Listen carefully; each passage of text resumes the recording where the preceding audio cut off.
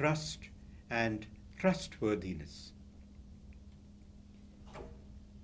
If I trust you, I hope you will be worthy of my trust. And if you trust me, you hope that I will be worthy of your trust. That's it. So how do you prepare the ground for trust and trustworthiness? Firstly, share your desires, expectations, and hopes for their well-being and for their good. As my daughter reached teenage years, I spoke to her, prepared her that she would feel loving expectations from boyfriends in the neighborhood. But I said, no, now is not the time. The boys may use you and then discard you. So be careful.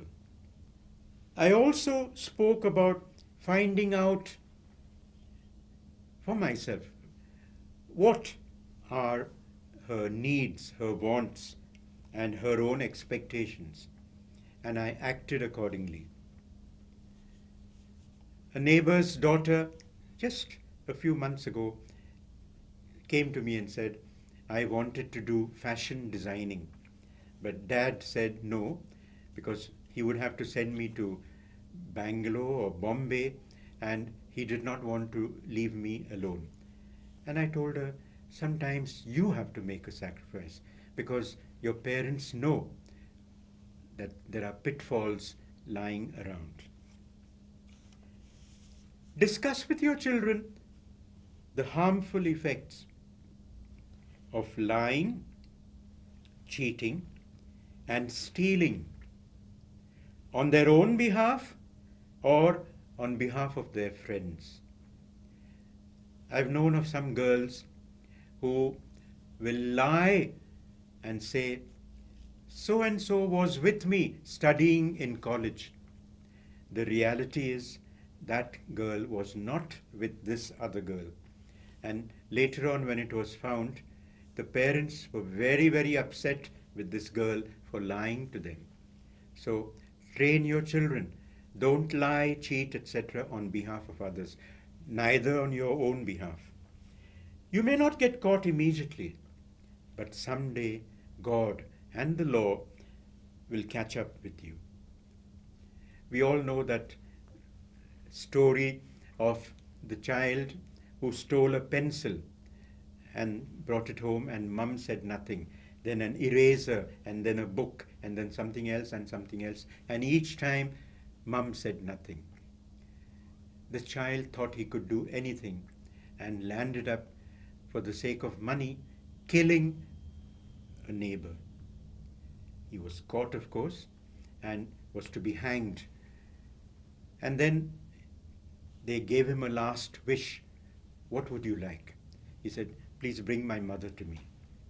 And when she came, he bit her nose. Or was it the ear? I don't know. The point is, he said, Mum, if you had corrected me at the very first instant, I would not be at this point today. Parents, give examples to your children from real life, from news, from TV, of the harm that they can cause themselves. Trust and trustworthiness also involves being respectful of your children. Respect begets respect. Ephesians chapter 6 verse 4 says, fathers, and I'm sure mothers too, do not make rebels of your children. Fathers, do not make rebels of your children. This can happen if you belittle or disrespect your children, especially in front of their friends, or keep on harping on their mistakes, or by unhealthy comparisons between them and their siblings. See how your sister is doing so well. What are you, good for nothing? Or with neighbors. A neighbor whose son was in the same class as me one night called me and said, "Will you do some Hindi reading?" I found this a quaint request, but I read. And then he made his son read the same passage. He gave him a slap and said, "See how well Nicholas has read. What about you?" And that boy became a vagabond. Could be that was the starting point when the father disrespected him in front of me. We were very close friends, but thereafter there was a rift. My seventh point is inspiration. I read somewhere the anecdote of a shepherd going into the hills, and he found an eagle's egg. Not knowing what it was, he brought it and kept it with the other eggs of the hen. And this egg also hatched with the other chicks and would scratch and peck like the other chickens did, and occasionally would look up at the sky and marvel at the eagle swaying in the wind. And then the mother hen said, "Don't look up, that is our enemy number one." Where the child could have become an eagle, it lived and died a chicken. Sometimes we can do this with our children. In today's highly competitive world, we should encourage our children to dream, but not the totally impossible dream. Don't push the river, it flows by itself. A neighbor's daughter, brilliant, vivacious, was told by her father, "I want you to get 95% and more, because I want you to become a doctor." And because of the stress that this child faced, she got a mere 89%. Today, she is broken. She is crying deep within, but putting on a brave front. Yes, friends, don't push your children to doing impossible things. Neither, dear parents, should you block the river. A neighbor's daughter, brilliant and smart also, was told, "We don't want you to study further. We want you to get married." Yes, where she could have achieved so much more, the parents blocked her initiatives. My advice to my daughter: aim high, but always compete with yourself. Don't find out what other friends' marks are. If you got 50, aim to get 51, and so on. So what are the dangers of overly high expectations? Our children get depressed. They get demotivated. So where they could have gone higher, they now remain at a plateau level or even go further down. There is psychosomatic illnesses, headaches, diarrhea, fevers, cramps, and what have you. So friends, be careful. My eighth point is nobody. N-O and B-U-D-D-Y.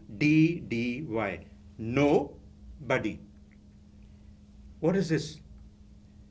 A friend and I always went for some snack, and we called ourselves buddies. Knowing that he had diabetes, I would say, "No, buddy, no Shira for you." So this is the same we need to do with our children. We all know that there are 10 commandments. Let the 11th commandment be, "No, buddy, no child, this is not for you." As parents, we often find it difficult to say no to our children. But let's learn when it is appropriate to say no. For example, when they want to engage in fashions which are not suitable for them at their age level, when they want the latest gadgets, when they want a new dress and new shoes, birthday and Christmas and what have you, and of course, mobiles and other entertainments, we need to say no. And if necessary, provide the reasons for the no that you say. Maintain a list of do's and don'ts and or a timetable of daily home tasks instead of the hours they put in front of the TV or on the laptop. When should we correct our children? Obviously, as and when necessary. Preferably on the spot. And demand an apology from the child where needed. Yes, parents, start your disciplining early. Don't wait till it's too late. Then again, let your punishment suit the wrongdoing. An anecdote, I think it's true, is told of a man who saw his child scratching the side of his new car. And in a fit of anger, he went and kicked the child's hand, and the child's hand broke. Later, the man went to see what the child was scratching on and found that he had written, "I love you, Daddy." The man was broken. It said that he committed suicide. So parents, let your punishment suit the wrongdoing. Don't give vent to your pent-up emotions. In psychology, there is a term called defense mechanisms. And one of the defense mechanisms is displacement. So if your boss at the company is troubling you, you come and harass your wife. And if the wife cannot retort, she may harass the child. It is like the pecking order in chickens. Let not displacement be a practice in our families. And as parents, be united in giving rules and regulations and punishments. Quite often it is said the child plays up one parent against the other and will say, "Mama said it can be done," and Dada says no, and then there are tensions. So parents, be consistent, work together, and persevere in your rules and regulations. Maintain a loving but firm, no-nonsense attitude. Don't let the tail wag the dog. Have I made a mistake? I repeat, don't let the tail wag the dog. And this can happen if we allow our children to dictate terms to us. Sadly, many of us parents are afraid of our children. Parents, you may have to resort to tough love, but that's points for another talk. And husbands in particular, stand up for your wives when the child is harassing her. Remind the child, she's not only your mother, but she's my wife. And you will not talk to her the way you are doing. Correct the child firmly there and then. And my last point is gratitude to God.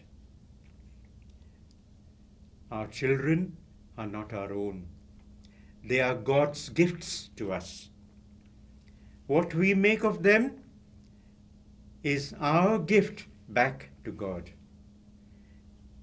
Having done our best with bringing them up, we surrender them to God's hands. My prayer almost daily was, my God, I thank you for my child. You are her eternal Father. You are her Father from all eternity. I am only caretaker Father. Please look after her.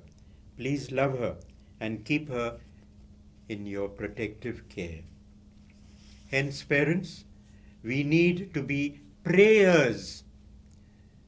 We say prayers, yes, but we need to be prayers with and for our children. Father Peyton of fond memory had this to say, the family that prays together stays together. Pray, my dear parents, at the dinner table, morning prayer, night prayer, and encourage gratitude in your children towards yourselves as parents. So often they take us for granted. Remind them, thank you, say thank you to dad and mum. Remind them to thank their grandparents and others in the home. Remind them to be grateful towards teachers, towards the school, towards the church, towards anyone who comes to their aid. It is said that God gives and gives and forgives. But man gets and forgets. Which category would you like your children to be in? So teach them gratitude. Fathers and mothers who are listening to me right now, I want you to know that parenting was not always easy for me as a single parent. I lost my wife within 5 years of my marriage, and I chose not to remarry. And I brought up my daughter, I wouldn't say single-handedly, but with the help of my in-laws. It was not easy. I made several mistakes, but each mistake was a learning experience for me.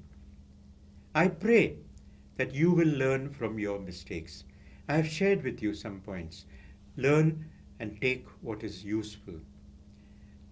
You have heard the story perhaps of a Raja who challenged his courtiers that if they could lift a cow, he would give them a bag of gold. One such courtier said, give me 6 months. So the king gave him that time. This courtier went and bought a little calf, and every day for 10 to 15 minutes would lift up that calf, every day.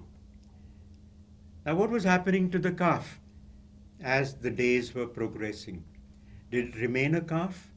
Not at all. It was growing. But what was happening to the courtier? He was developing his muscles and was developing techniques of lifting up that little calf, which soon became a cow. Friends, we need to learn techniques and bring up our children as God wants us to do. So therefore, I end with this. Philippians chapter 4, verse 13 says, I can do everything through Christ who strengthens me. Likewise, 1 Thessalonians 5, verse 11 says, give encouragement to one another and keep strengthening one another. Yes, friends, I learnt from others, and I was able to help my daughter with the helps that I received. So what have we learnt today? We have learnt parenting. And this is parenting. P for peaceful atmosphere in the home. A for appreciation of your children. R for responsibility, E for empowerment, N for nurturing your children, T for being trustworthy as well as trusting, I for providing inspiration, N, nobody, and G for gratitude to God. Take any one of these and meditate on them, meditate on the point, and apply it in your own circumstance. I wish you all the best in your parenting skills. God bless you.